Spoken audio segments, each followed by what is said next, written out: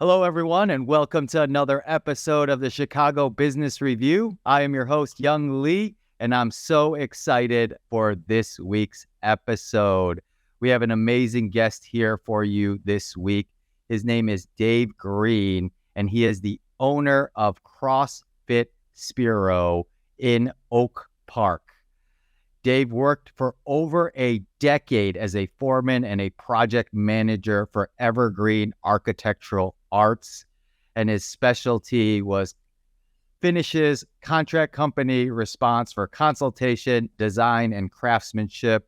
He had an incredible amount of success in that business, but he was called to start this CrossFit gym so that he could help people realize their full potential, not only physically, but mentally and in all aspects of life. And I cannot wait to ask him more questions about it. So without further ado, Dave, welcome to the show. Hello, thanks for having me. Of course, my man, of course. So I wanted to dive right in and just kind of ask you a little bit more about what you're doing right now with your CrossFit gym, and then we can kind of go from there. But can you share with the audience what you're doing now? Sure. Yeah, we're like you said, located in Oak Park. We've been actually June is our 9th anniversary. We are currently, our big push is to become a 7-figure gross revenue single location gym, which puts us in a very high tier of the boutique fitness space, if you will, high percentile that is. So we do group classes, which is, CrossFit for all intents and purposes. We do nutrition coaching. We do personal training, one-on-one and semi-private. We're starting to do some more remote coaching or add remote coaching to our offering. So trying to be as robust in our services as we possibly can and be the best gym in the world. If we, that's our goal. And we try to live to that and every day. That's amazing. And I know you've had a lot of success with this gym, but I'm sure it wasn't easy the whole way through. And it's always a journey, as most entrepreneurs know.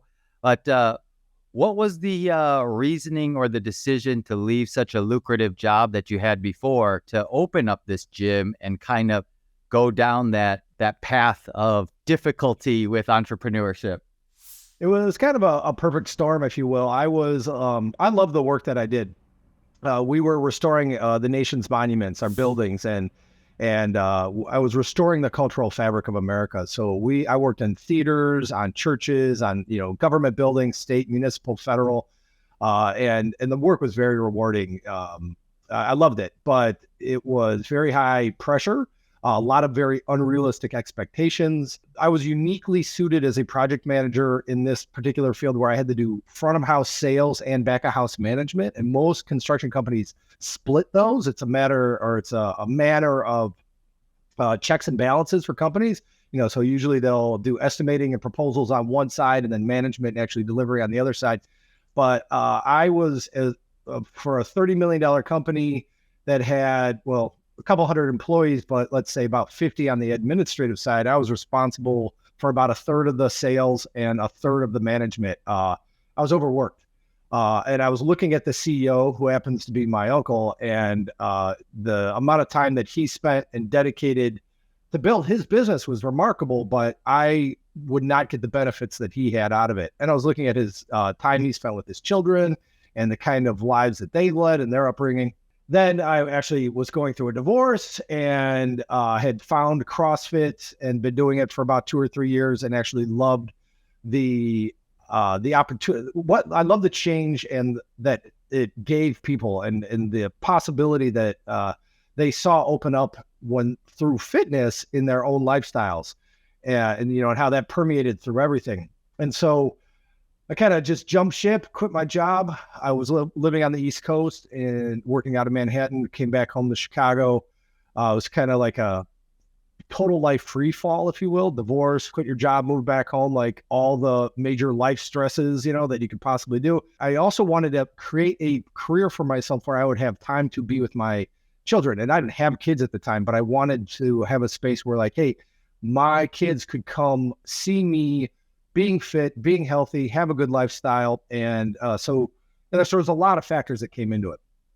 Yeah. No, that's an incredible story. So how did you land on opening a CrossFit gym versus maybe a different boutique type of gym? I think that was very just circumstantial. I thought, CrossFit had been around, it started in 2001, and I found CrossFit probably about 2009. Yeah, that's about right. 2010.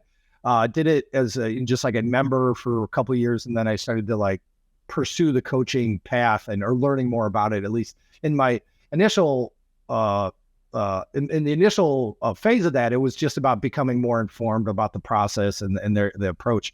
CrossFit is one of the most succinct training methodologies to get people to move better, more efficiently, and how to have people reach their goals regardless of what they are and their background. So it's a very effective way to help the general population reach their goals very efficiently. And that's what I loved. It's also the CrossFit training methodology is one of the only methodologies that like defines what fitness is, which is really kind of crazy. There are some old guard fitness certifications, institutions, if you will, that can't define fitness, and even our own like medical fields don't do that. And they also can like teach you how to like coach a squat and analyze a squat, which is something that all other institutions don't do either. So it's kind of amazing, like when you start to study it, that is lacking in other areas that have been around for a long, long time.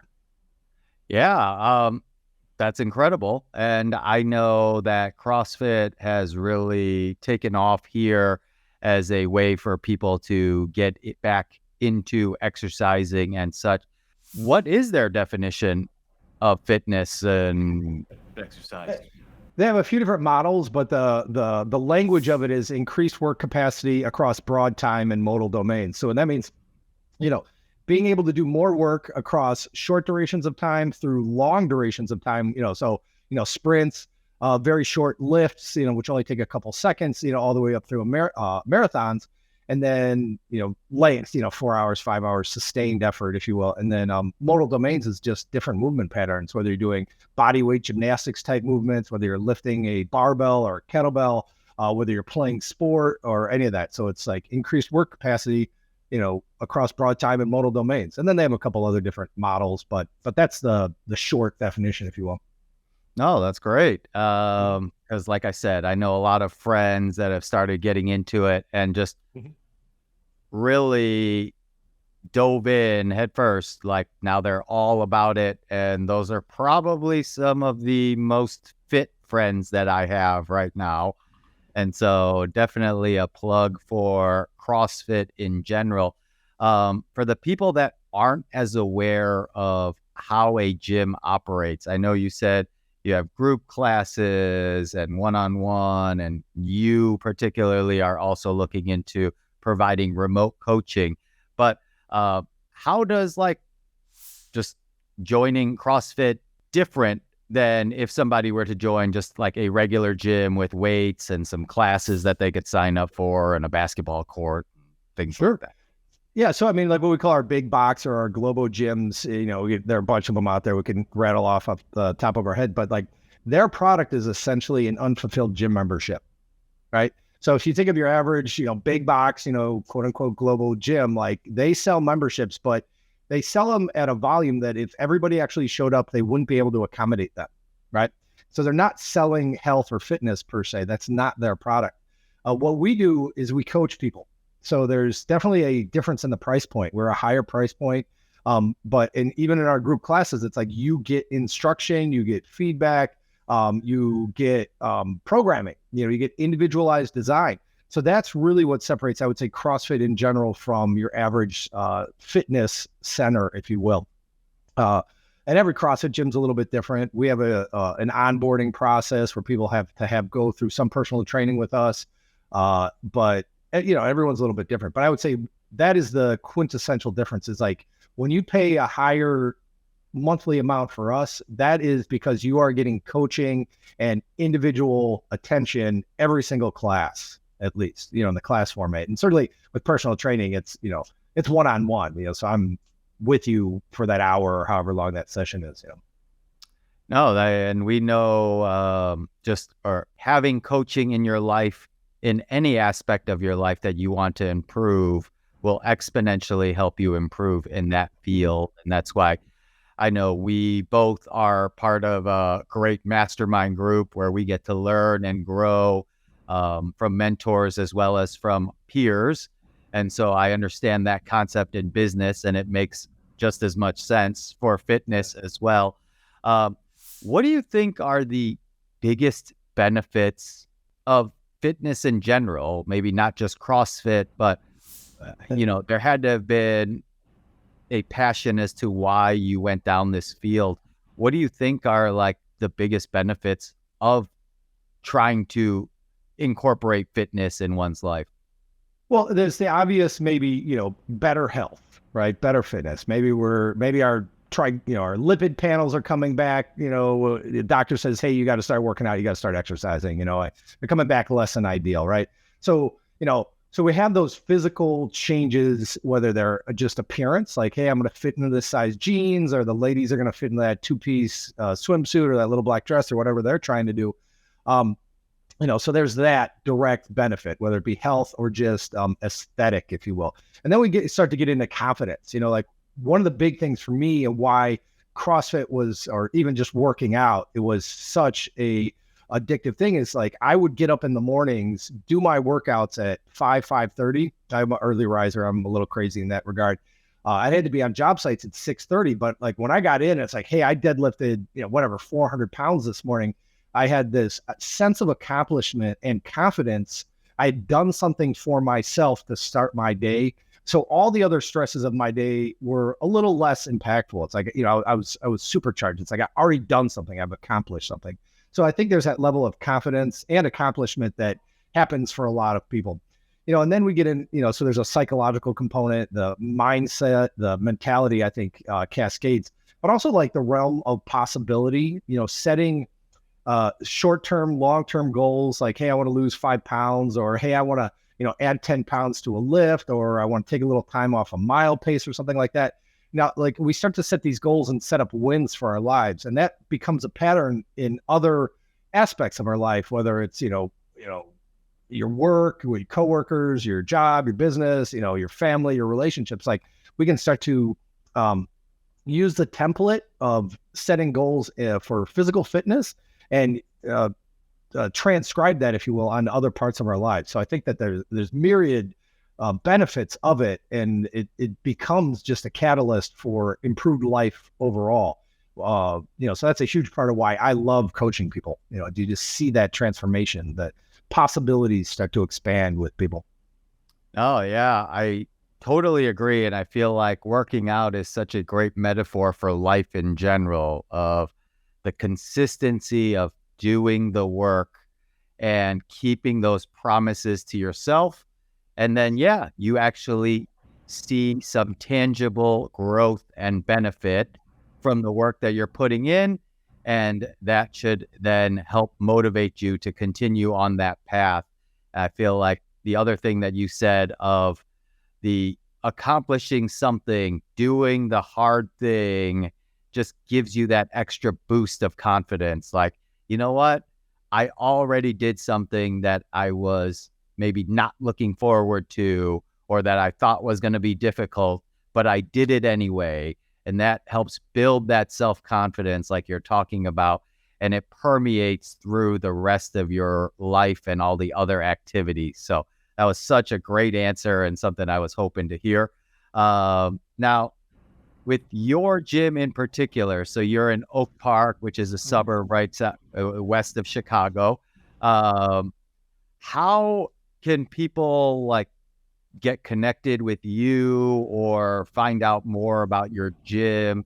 I believe you have a website, CrossFitSpero.com. Is that right? Yeah, that's correct. Yeah, CrossFitSpero.com, SPERO. The easiest way to get set up with us, if you want to come in person in Oak Park, is we do a free intro consultation. We sit down with you. We find out a little bit about your background, what your goals are, what you've tried in the past. And we try to recommend a program for you that will best help suit you for reaching your goals, whether that's group training, nutrition coaching, one-on-one, or all of the above.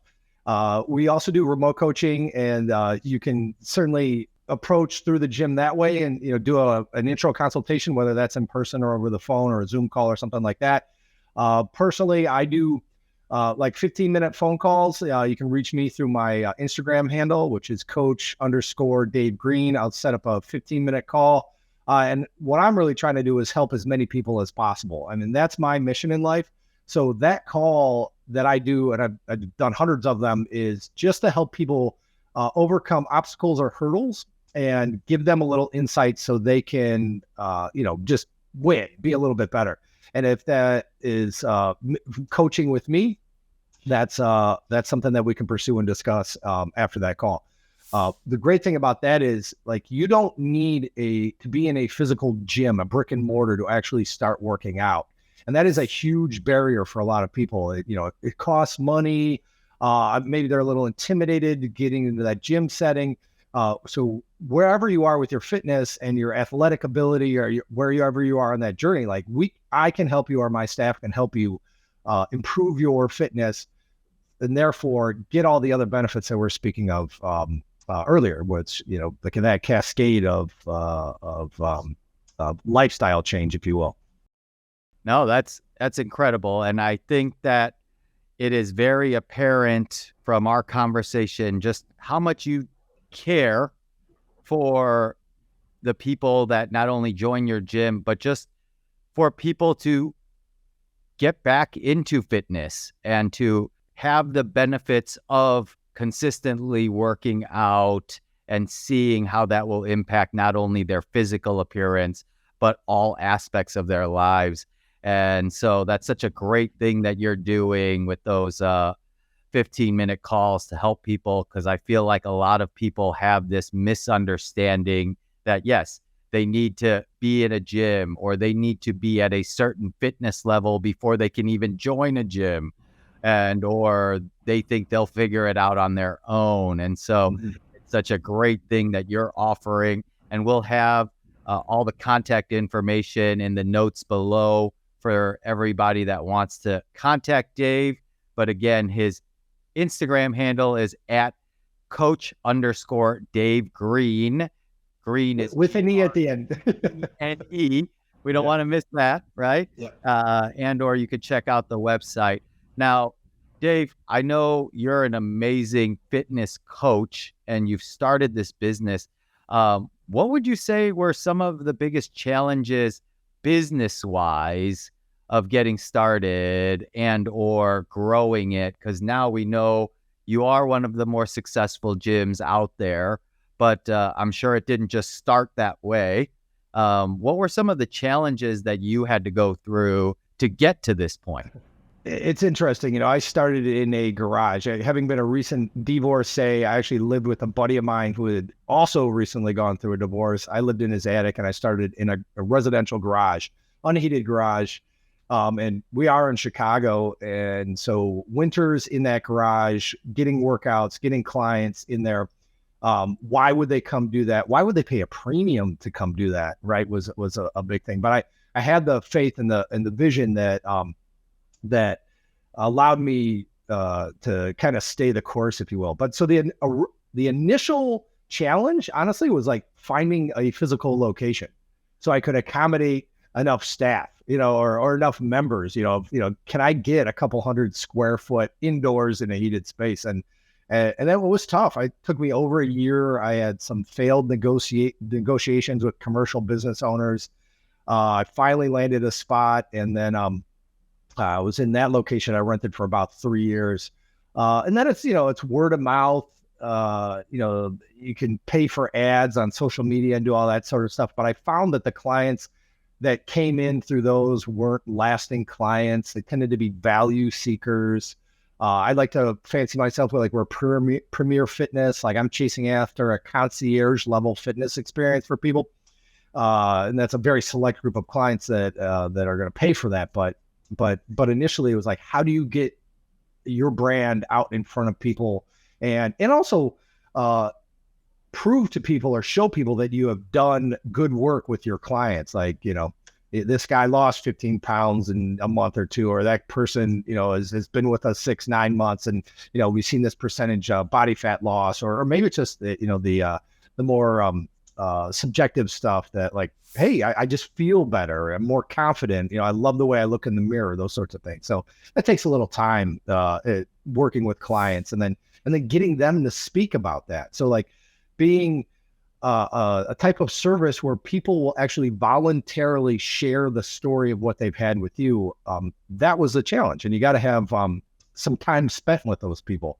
So 9 years into it, luckily, we've had a bunch of that, and word of mouth is phenomenal for this type of business, or any business probably.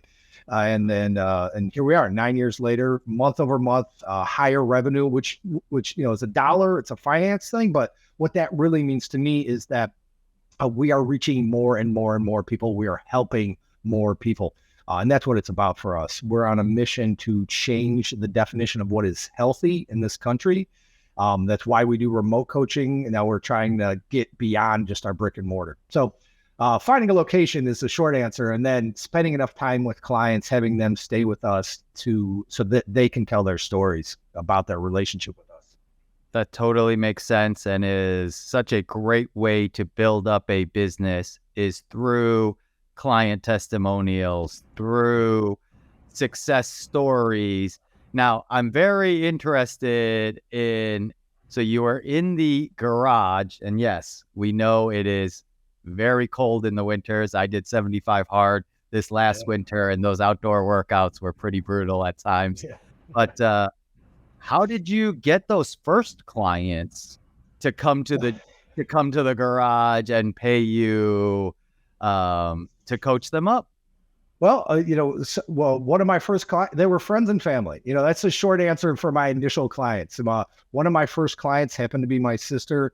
She started with me. Let's see, I moved back to Chicago in June. She started with me in August, and a couple months after she had her second child. And now she is one of my coaches. She's actually my general manager. She runs CrossFit Spero for me. So she's been with me, 8.5 years as a client, and has been working for me, I think, 6.5 or 7 years. And, so a phenomenal success story. I had some friends, that come be my guinea pig and let me help you, let me help you with your fitness. And I had one she was diehard, 5:30 in the morning. She's a mother of 3, and yeah, she'd be there. I got a space heater on the barbells and the dumbbells and the kettlebells, and she'd show up, and I loved her for it. She is no longer a member, but she stuck with it for probably 3-4 years. But but the short answer is friends and family, and then that's it. And seeing that success from what they did, and so I feel like a lot of people get stuck starting that business or taking that next step because they don't know. They're like, well, how am I going to attract clients? But the way that you did it organically, I know a lot of times I offered my services for free in the beginning just so that I could get those testimonials or success stories. And then once you have enough of those, that's when you can start charging people. But you want to be able to prove that what you're trying to sell is something that will be of benefit to others. So that's an amazing story as to how you started out, and now you got this gym that's running on almost 9 years. So kudos to you on that. What other things about your gym or about fitness do you think people might have a misunderstanding about that you could clear up? Well, most people think it's difficult, it's hard, or that you have to have a gym membership, and it's really not true. I would recommend most people find a coach, a good coach. There's a lot of noise, on the internet and in social media. A lot, there's some great content out there, but there's a lot of garbage for sure. But you don't need a gym membership. The trends in this country are alarming. I think we're normalizing physical and mental infirmity, and it's my mission to kind of combat that, and even if you have great intentions and you're trying to be, quote unquote healthy, there's tons of just bad information out there. So my job is to kind of cut through that noise and deliver good information to you. But but you don't need to have a gym membership. You don't need to have a lot of equipment. It's not hard for a lot of people. I mean, you've done 75 hard, right? I mean, that's like, you can get up and just walk with intent. That's a workout, Yeah. and that's what most people don't realize. The other thing that's kind of crazy, and this is a little more technical, but what's called NEAT, or non-exercise activity thermogenesis, like the calories you burn when you're not exercising, non-exercise activity thermogenesis. This is like walking upstairs, or you're standing and fidgeting or shaking your leg when you're sitting down. That accounts for about 70 to 75% of your daily caloric burn. So even just doing something from going from a sitting desk to a standing desk where you actually kind of move back and forth is tremendous for your daily caloric burn. That's kind of the underlying reasoning or motive for the 10,000 steps a day type of thing. It's like you're not exercising, you're just you're walking. And that's some simple stuff like that goes miles in for progress with the vast majority of the population. And so so it's interesting. It doesn't have to be hard. It's just get up and move a little bit. I love it. And I don't think people think about that NEAT as much as just, oh, I got to go out and run, or I got to go lift these weights. But yes, consistently just moving your body more than you were previously.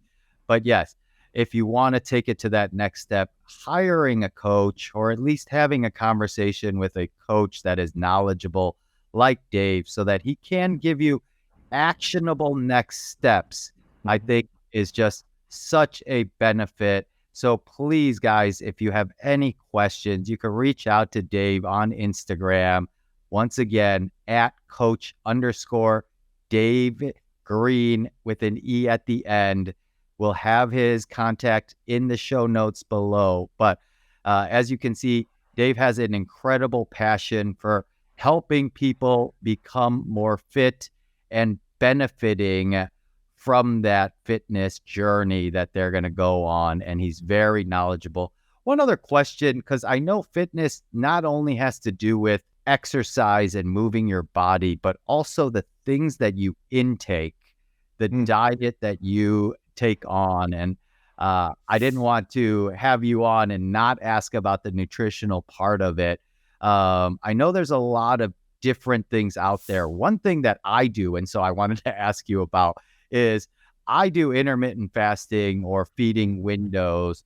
What are your thoughts on that, or any other type of, I hate to use the word diet, but something where people can monitor what they're intaking? Like, what do you think are the most important factors of nutrition, I guess? For sure. Yeah, absolutely. Like, I agree with you. I hate the word diet, but for a couple of reasons. It kind of insinuates a beginning and an end. It also insinuates like work.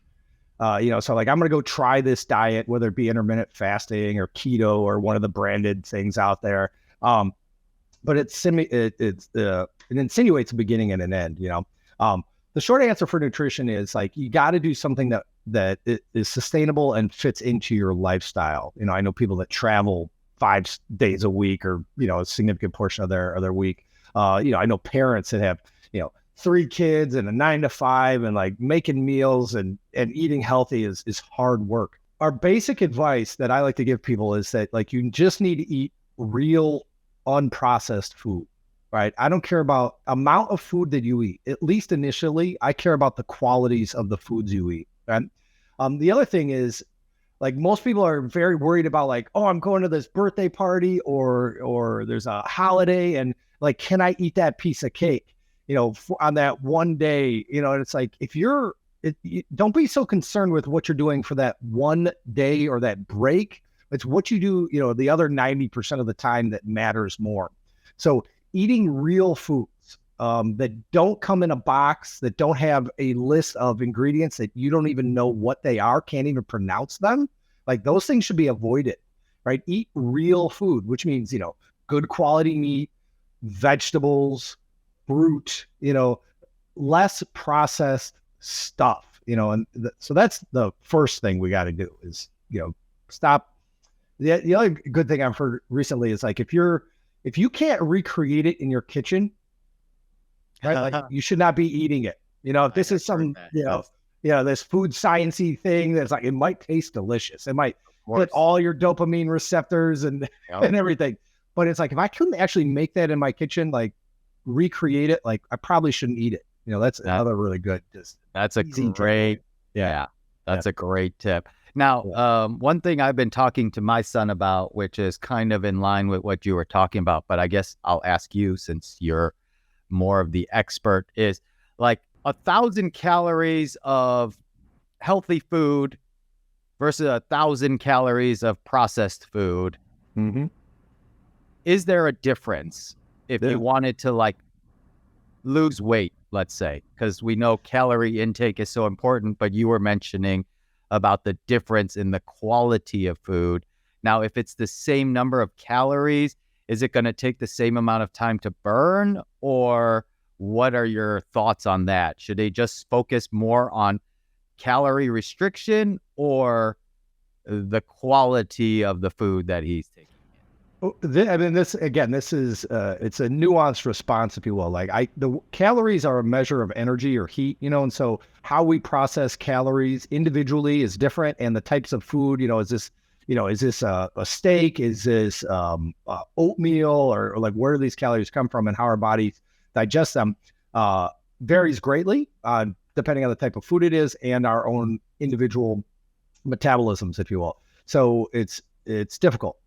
Most people that are what I would call like a tier 1 client, like I don't care about the quantity of food, how many calories they're taking in. I care about the quality of food. So we got to switch that, so just, eat as much steak, whatever, quality proteins and quality greens as you can. Like, don't go eat a pound cake. There's a big difference, right?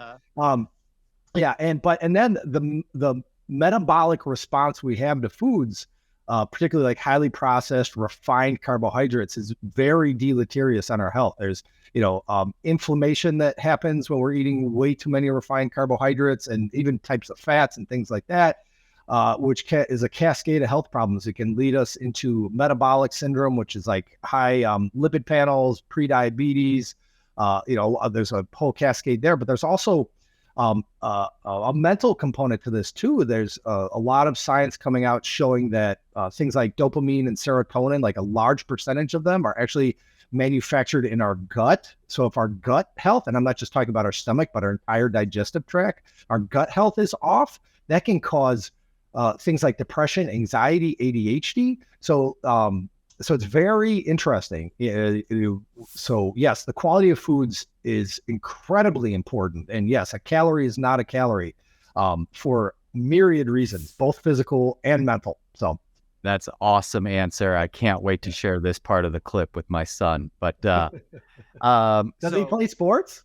He does. Yeah. He plays basketball and volleyball, and he's became a teenager recently. And so he's more into his fitness and the way he looks and all of that. And so we've been just trying to work on things. And one thing I was telling him as well is it doesn't matter what you do for a brief period of time. It's what you can adopt for a lifestyle. And I feel like that's one of the biggest misconceptions people have, and why they continually feel like they fail, is that they go on these quote unquote diets or workout programs, and then once they're done and they revert back. And you're never going to make progress that way. It has to be a change in mindset and mentality of this is my new identity. This is my new lifestyle. I am the type of person that eats quality foods. I am the type of person that avoids processed foods, things like that. And it becomes easier and easier, but people think it's so hard because they're like, I can't do that forever. But and then what you said too about like, you know what, that one day a year, you don't have to worry about it. It's what you do in the majority of your time that is really going to impact it. Whereas if half the time you're eating healthy, half the time you're eating unhealthy, that's not really going to do you too great. But every once in a while, you still want to live life. And so I'm enjoy. heading out of town for a wedding this weekend. You think I'm not going to have a couple drinks and, eat the wedding cake and that sort of stuff. I'm a ardent jujitsu practicer right now. I train jujitsu 6 days a week pretty much. And I've been in some competitions, but like my weight is very important for my competitions, but it's like, I'm still going to go live my life and enjoy my time with my wife and her girlfriend who's getting married and, all that stuff.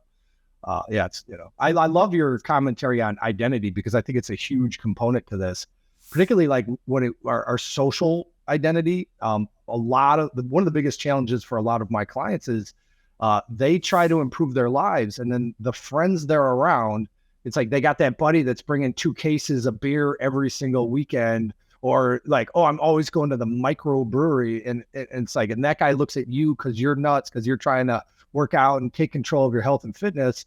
It's like, well, like maybe I got to get rid of that friend. And honestly, for me, like it was a huge thing. Like, I like beer, and I don't drink a lot of it anymore. But like, it sounds silly, but like when I did 75 hard, actually, I threw out all my brewery T-shirts. I'm like, I don't want people to know me as the brewery guy. It's just an identity thing. Yeah, no, it's so true. And then what you said there too about like the people that you surround yourself with, the environment that you're in. And that's why, again, it's so important for you or the listener to connect with people that have similar goals, that have similar aspirations. And not saying you got to cut all the rest of the people out of your life, but just try to find more of the people that are aligned with what you are trying to do. And that's why you want to connect with Dave here and just get an action plan to get started. Or if you want to take that next step, the best way to grow is to do it with others. In my podcast where I talked about one of the lessons that I learned from 75 Hard, one of the biggest lessons I had was accountability and having other people that were accountable to me and I was accountable to them. And it made it so much easier to do it versus trying to do it on my own willpower. So joining a gym like CrossFit Spero, where other like-minded people are also there to achieve that same goal, are there rooting you on and encouraging you, and you're having a staff full of people that genuinely care for your well-being, not like some of the other gyms where they just sell you a membership and never talk to you again. So there is so much benefit in joining a gym like CrossFit Spero. So please check them out. Again, CrossFit Spero, Spero.com is where you'll find them on the web. You can also find their Instagram handle at CFSPERO.com. And then, of course, please reach out to Dave. He'd love to connect with you. Tell him you heard him on the podcast, and he'd be happy to spend those 15 minutes with you and really figure out a plan of action and support Dave because he's out here fighting the good fight, trying to make a difference, not only in our local community, but now even with the remote coaching, trying to help people that aren't as close to him proximity wise, but want to start on this journey. So please, if you guys found value in this episode, share the show, share Dave's contact information, and reach out to him. He is a wealth of knowledge, as you see. We were talking about nutrition, we were talking about fitness, but we just scratched the surface. And Dave is an expert in these fields. And there are so many people out there that claim to know what they're talking about, but they're selling you more than they are helping you. So Dave is coming from a heart of service. So take him up on these offers, reach out to him, support his business, and support this show, guys. The only way we bring on great guests like Dave is if you share the show, you leave reviews, and you leave comments, and we read all of those comments. So please, please, please share the show. Dave, before we get going, is there anything else that you'd like to share or promote or anything along those lines? No, I think you said it better than I could. I really appreciate you having me on. It's been great to chat with you. Thank you so much. Of Yeah, course, please hit me up with those phone calls. I'd love to sit down and just give anybody and everybody a little bit of help, a little bit of insight on how they can overcome whatever is hanging them up, their obstacles. That's right, guys and girls. Like, it is easier than you think to get started. Success is simple. It's just not always easy, but with a game plan, it gets easier. And then with that community, it gets even easier. And Dave can help you every step of the way. So reach out to him. But again, thank you everyone for listening. Dave, thanks so much for your time, my man. That was so insightful. And until next time, guys, my name is Young Lee with the Chicago Business Review. We will see you next time.